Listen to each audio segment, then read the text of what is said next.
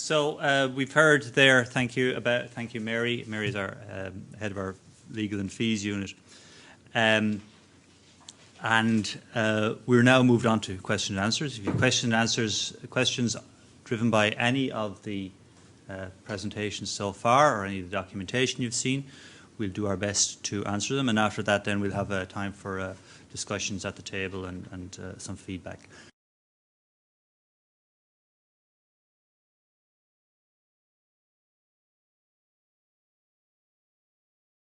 That's a very good question.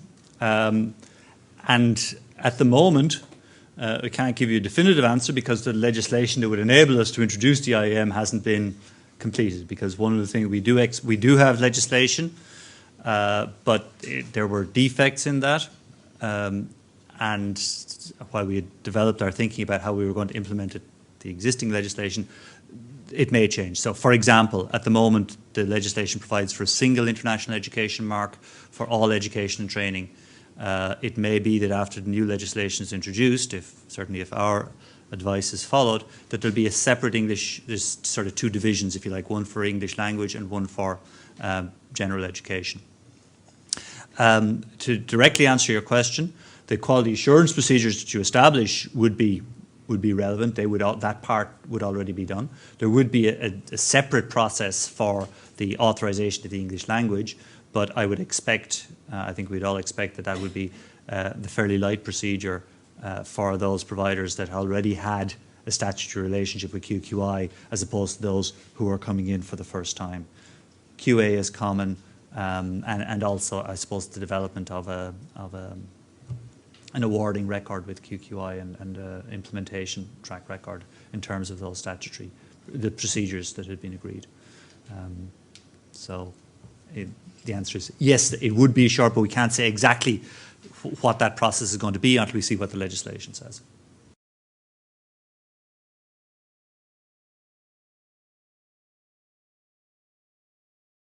The programs, the standards that we've developed for the International Foundation Year, which are a very special case, already have levels associated with them. The standards are designed around level 5 for the undergraduate foundation year and level 8 for the postgraduate access. The standards that we're going to develop for general English language will be referenced to the national framework. We're not sure technically how we're going to do that, because they will also, and probably more fundamentally, be based around the Common European Framework for languages. And it's not simply a matter of putting them at sort of establishing some kind of one-to-one correspondence between the CEFR and the National Framework qualifications. So I really, at this stage, couldn't really presume whether in fact they would have a level on the 1 to 10 framework as well. They may do, they may not do, but the intention is that there would be standards determined that would be explicitly linked to the framework as such.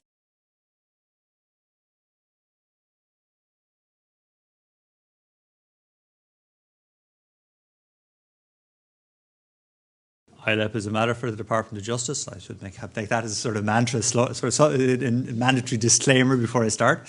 I think it's, from Sue's account, it's fairly clear that we don't think that validation is going to necessarily be the appropriate route for all English language provision.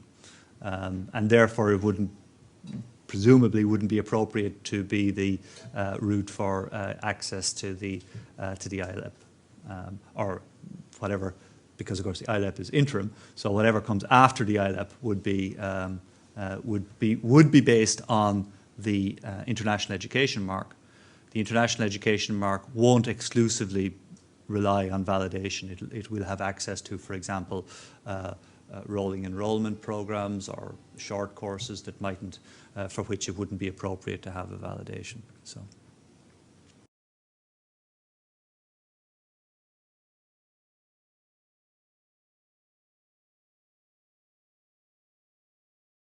You can wait.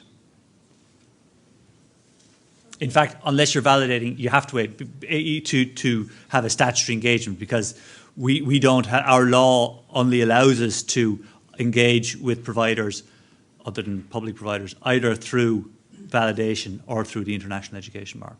So we don't, it's not a, and this is the difference between ACELS, which was a non-statutory route, and the ACELS one.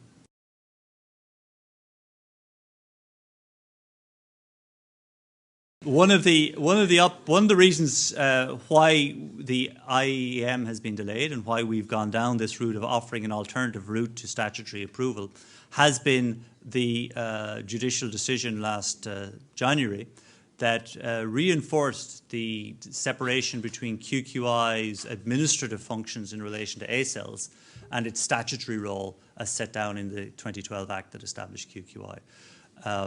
And in particular said that while the Department of Justice could rely exclusively on, for example, having the IEM in due course once that was implemented, because that was a statutory function, it could not rely in the same way exclusively on ACELS.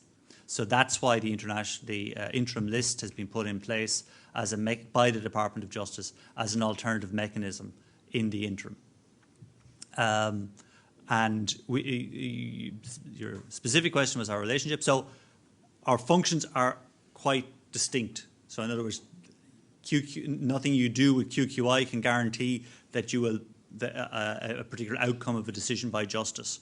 And similarly, QQI is not, we don't validate with a view to immigration purposes. We validate, and according to the statutory criteria we've established, and justice then decides whether or not it accepts those.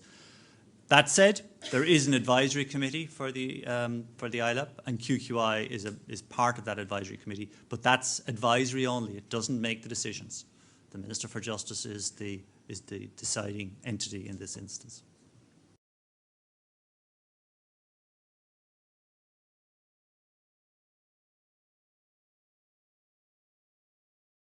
It's likely that we will change the National Framework of Qualifications in ways that make sure that different kinds of programs are accommodated.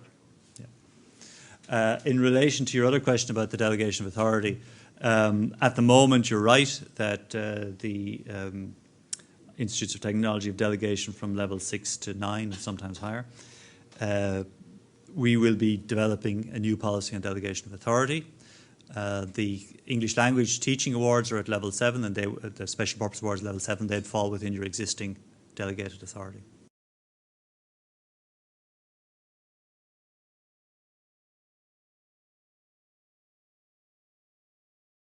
No. People in the, they will have access initially actually to validation, because they can come to validation. Validation is open to anybody. But any access to the IEM will also require the same kinds of steps. They'll have to agree their quality assurance, have their quality assurance procedures approved, and they'll have to meet whatever other criteria are attached to the IEM. They'll have to comply with the code of practice.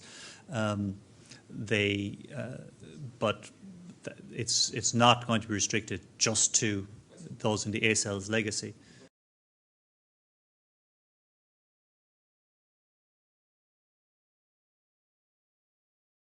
The end game is the international education mark, and the QA procedures, QA guidelines are an essential piece of arriving at the international education mark. So I do think it's fair to say that, but on behalf of both departments, that the international education mark is the end game. It's the pathway to that is still strewn with legal and legislative challenges. And is this all too soon?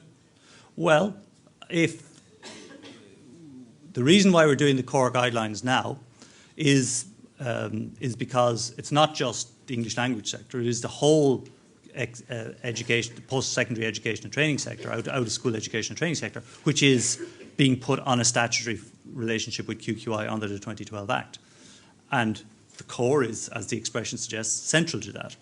We want, if you like, to make sure that these are future-proofed against what might happen in the English language sector, and at the same time to offer access to those English language providers that want validation because of the nature of their provision to have access to QQI awards.